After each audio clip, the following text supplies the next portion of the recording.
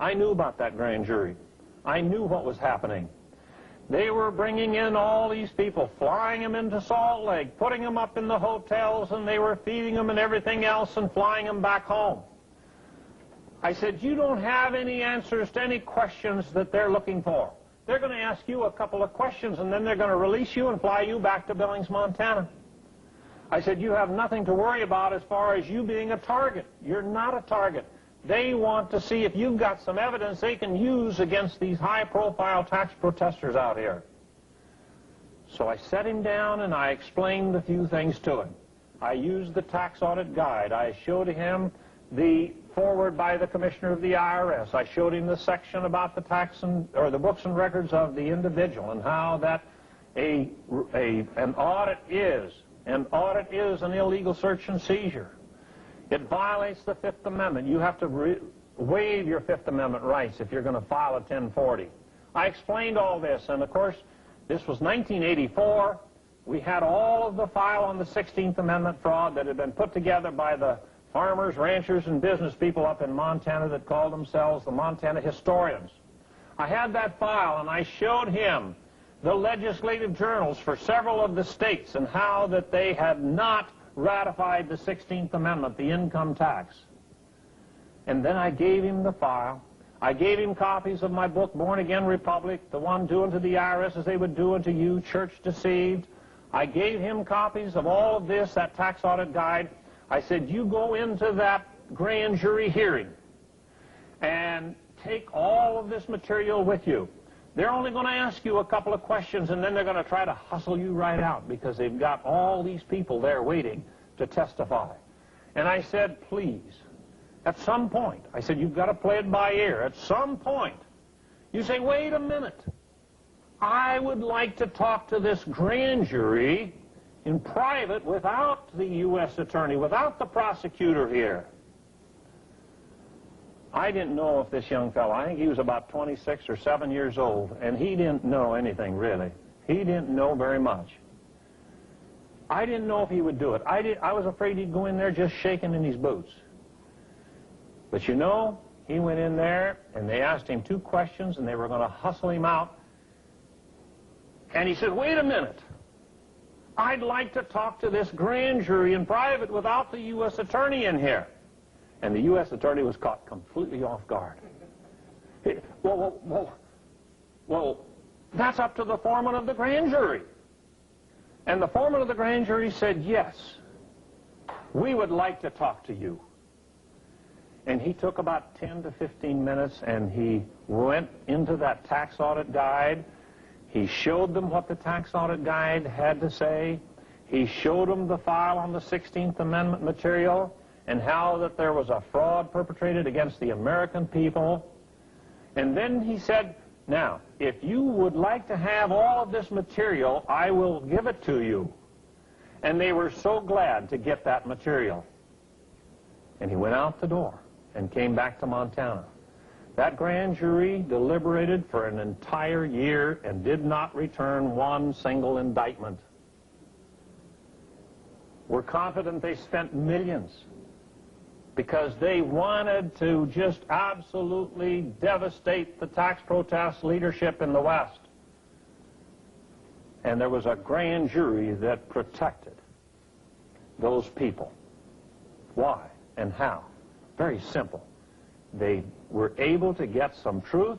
They were able to get some information that allowed them to function the way they're supposed to function. I better go on with these questions.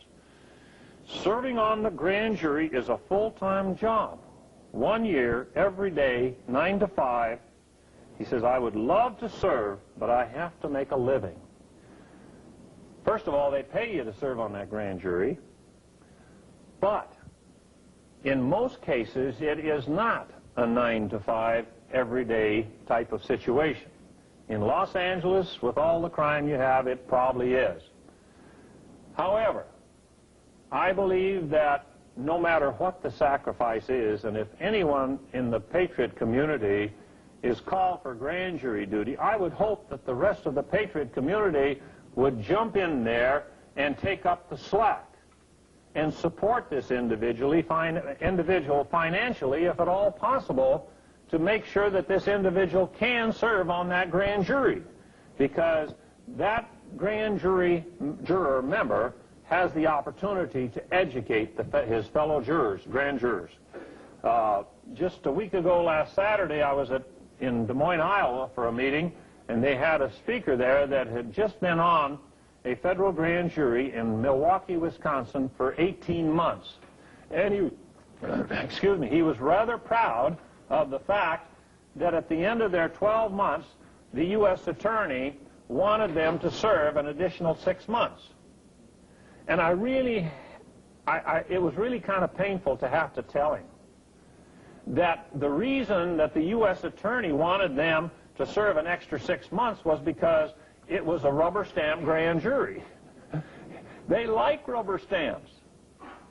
And that grand jury had been so willing to serve the U.S. attorney down here. That grand jury, they weren't up here. That grand jury was down here. If you've got a grand jury up here, I can assure you that the U.S. attorney is not going to ask you to serve another 6 months. And so it was kind of painful to kind of communicate with, I had to be very diplomatic and communicate with this fellow and say, hey, the reason they wanted you another 6 months was because you were doing everything they told you. You were a bunch of puppets on the strings, and the strings were controlled by the U.S. attorney. Can a juryman vote against the law? That's not the right term. Now, one of the terms that is used is jury nullification. That's not really the best term either. Now, we talked about the legislative branch of government having the authority, the power, the exclusive, separate power to legislate. They create legislation, and it goes to the president, and it does not become law until the president signs it. If the president does not agree with the legislative branch of government, he has veto power. Veto power. The legislative branch of government, then, if they can muster enough votes, they can override the veto, and it will become law. Now, what I'm talking about here is that system of checks and balances. The president is to be a check against the legislative branch of government. He is to use his power of signing a bill or legislation, that he is to use his veto power as a check against the legislative branch of government. They, in turn, the legislative branch, they can use their power to override the veto as a check against the president. Then, of course, after the president, if he signs a bill or the Congress overrides a veto, then the courts will usually get a crack at it to say whether it is constitutional or unconstitutional. The grand jury, by refusing to indict, by refusing to enforce this lower law, they have literally vetoed that law in that particular case. Now, the president, when he vetoes it, it has great coverage, and it covers the entire law. In the grand jury's case, it is only pertaining to that one case that is before them. So, you have a situation here where the law, in some cases, might be proper. But you may have a law here that the U.S. attorney, he has a vendetta against somebody, and he's trying to use the law down here to punish somebody, and the grand jury, they see through that, and they say, no, we're not going to indict, because that's not a proper application of the law. The big thing, however, for this grand jury is to recognize they're supposed to judge the law, this lower law created by the legislative branch, signed by the president, adjudicated to be constitutional. That is lower law. Their responsibility is to examine that law carefully and judge that law. Put the law on trial.